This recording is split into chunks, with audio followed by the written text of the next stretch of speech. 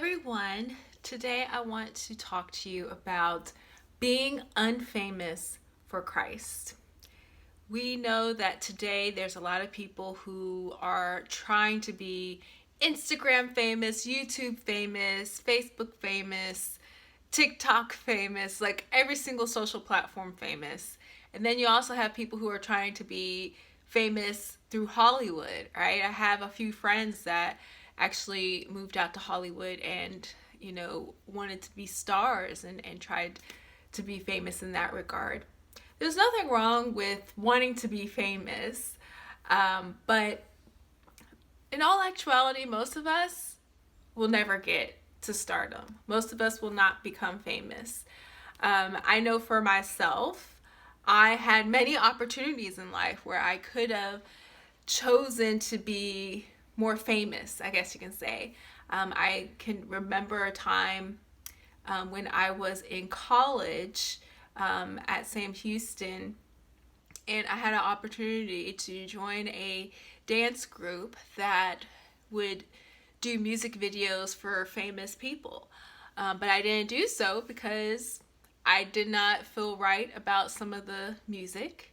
And I did not like dancing to secular music. I know that God gave me the gift of dance, so I use dance mainly for worshiping Him, and to put myself out there in a way where I would compromise my beliefs just for the sake of being famous. For me, that never was a question. And then I had another opportunity when I went to New York.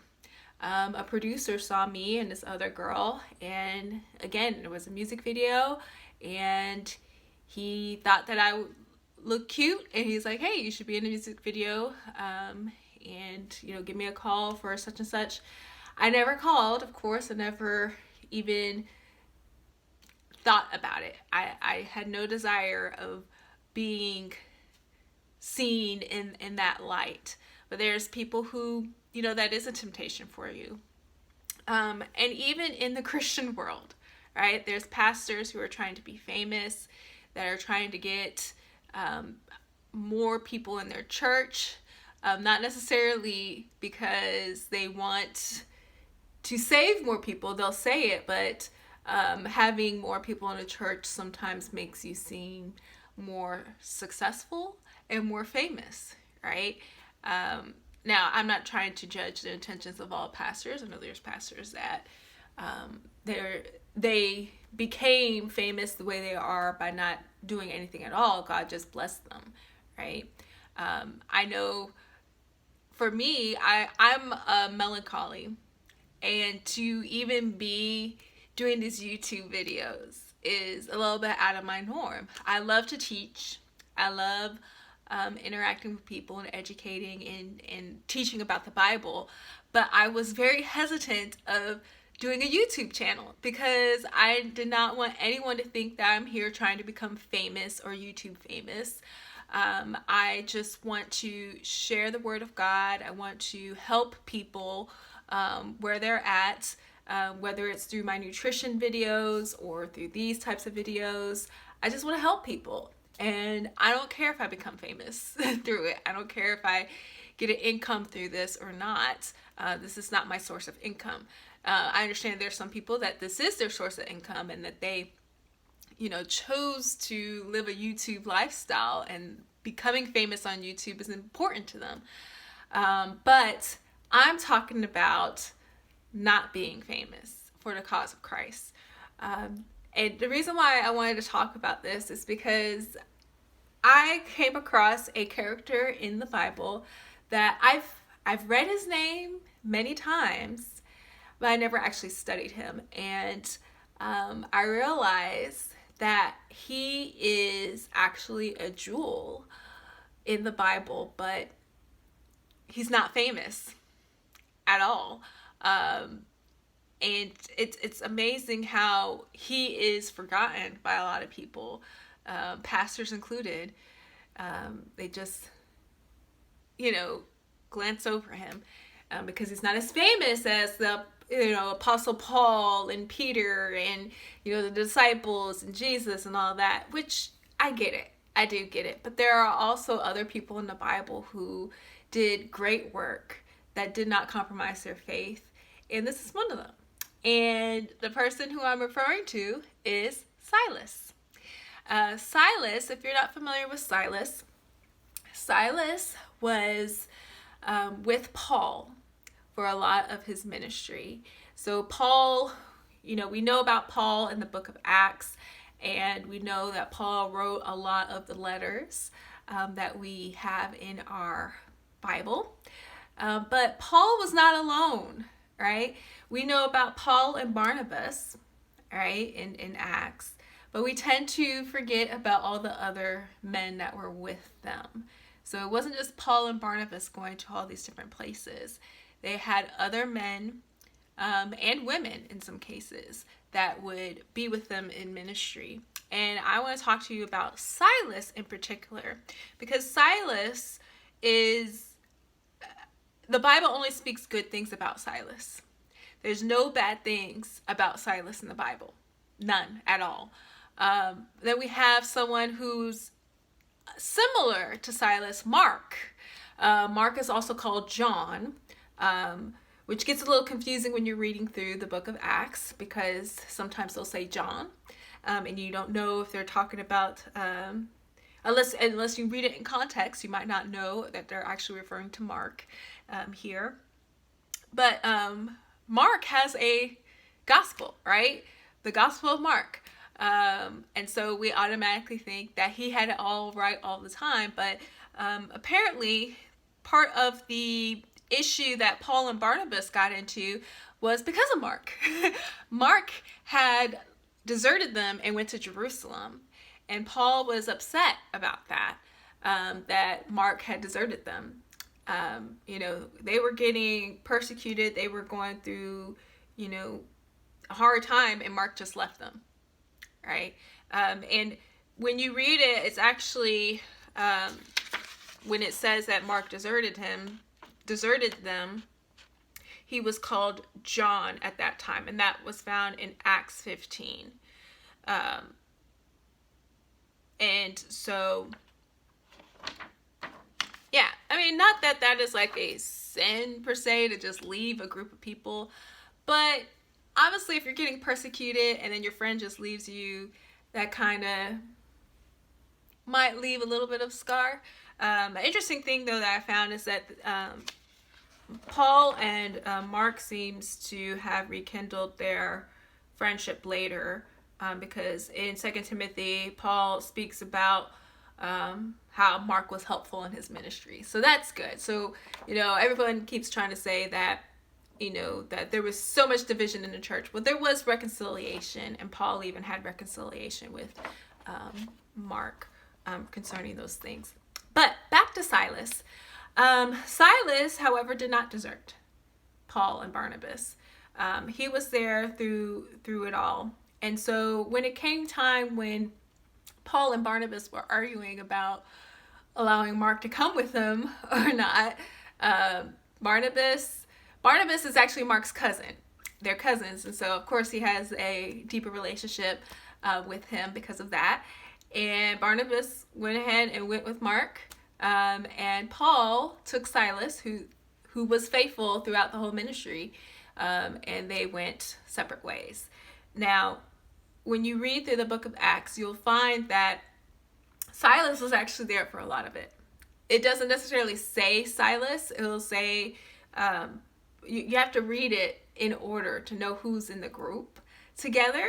But just to give you a little rundown, so in Acts 15, right, Silas was among them, and he was seen as a leader among them, right, and he was willing to risk his life, right. In Acts 16, it talks about how we hear about Paul being dragged into the marketplace and he was flogged and thrown into prison. Well, guess who was with him? Silas. Silas was also preaching the gospel with Paul. He got flogged. He got put into prison at the same time. And that was also the time when there was that earthquake and the jail cells opened and the prison guard was about to kill himself. But Paul said, hold up, don't do that. We're right here. And so Silas was a part of that conversation too with the prison guard and help convert the prison guard and his family as well. He went with Paul to the synagogues on the Sabbaths and would preach to the people there in the synagogues. And he also was a servant, right? He was a faithful servant to Paul. Paul would send him on missions. And so we see that in Acts 17. He stayed in Berea while Paul left. So Paul told Silas, okay, I want you to stay here. I want you to stay faithful to this group of people and teach them. And I'm going to go and continue on in my ministry. So obviously Silas had a strong foundation. He wasn't just a disciple. He was a leader in the church. He knew the word of God good enough to the point where Paul would leave him to preach the gospel and to help the church be established in these different areas. He also preached the gospel among the Corinthians. So we know that Paul preached the gospel among the Corinthians, but Silas was there with him, okay? And I think one of the most interesting things that I came across when I was studying Silas was that he was actually considered to be a co-author of some letters. Paul gets credit for a lot of the letters because Paul is pretty famous, but Silas was actually a co-author along with Timothy in the letters to Thessalonica. So there's 2 letters to Thessalonica, and Silas is actually one of the authors of those letters. So most people, they glance through all of this. They don't notice Silas, right? Silas is not mentioned into great detail. Paul is brought up a lot in the Bible. The story, or I shouldn't say the whole story of Acts, because part of Acts is about the 12 disciples and the apostles. But the other half of Acts is mainly focused on Paul. Because Paul's testimony is actually a great testimony, right? He got converted, became this great leader in the church, but he was not the only leader in the church. He was not the only faithful person. And Silas is just one of these apostles that we hardly hear about, but was a great warrior for God. And he did not compromise in anything. Like I said, we hear of Mark a lot because he has the gospel of Mark, but he deserted the apostles at one point, which, again, I'm not trying to say that he's horrible or anything like that. We all have fallen short, right? But Silas, there's no mark of his reputation. There's no blemish towards his reputation at all. And he's not famous. I'm pretty sure that most of you guys have not heard of Silas. Many of you guys heard of Mark, heard of Paul, heard of Peter, heard of all the disciples. But Silas is not one that you hear about. And that doesn't matter to God, all right? Silas was not famous. He did not do his work to become famous. He did his work because he loved God. And so I say that because I know that there are people who are wanting to be famous. Famous for God, famous for whatever career they're in. And that's not important. To be seen by men, to be seen as a great warrior after God's own heart, what man sees of you, whether they see you as a famous person for the cause of Christ, that doesn't matter. That does not matter. Some of the greatest men and women of God that I know are the people who are not in the public eye. I think of my friends who are very sacrificial and they will jump up to help anyone at any point in time. I have one good friend. I admire so much. She would give money to strangers in the checkout line and pay for their groceries and, help homeless people and, say encouraging words to strangers that she never met, but she just notices something about them. And I think of other people in my life who are always giving and always ready to help, right? Those are the unfamous people. But I guarantee you that those type of people, when you go to heaven, they're going to have the biggest crown of glory. Because they're not trying to be seen by men. They're not trying to be seen to get some type of reward here on earth. They know that their reward is in heaven. There's a lot of moms and wives who are very sacrificial, who goes unnoticed a lot, and they purposely, the things that they do it for God, even though they're doing it for their family, but they do it for God. And their family, they just see, oh, that's just mom, that's what mom does, not knowing the hard work that it takes to do these things and the sacrifices it takes to do these things. And she gets unnoticed and unappreciated for many things. But that doesn't matter, because guess what? She's going to have a glorious crown in heaven for all the sacrifices that she made to help bring up godly men and women, right? And even if she has no kids, right? Just having that character and striving to be a godly man or woman, right? And just living a life that's sacrificial, right? That crown of glory will be hers, right?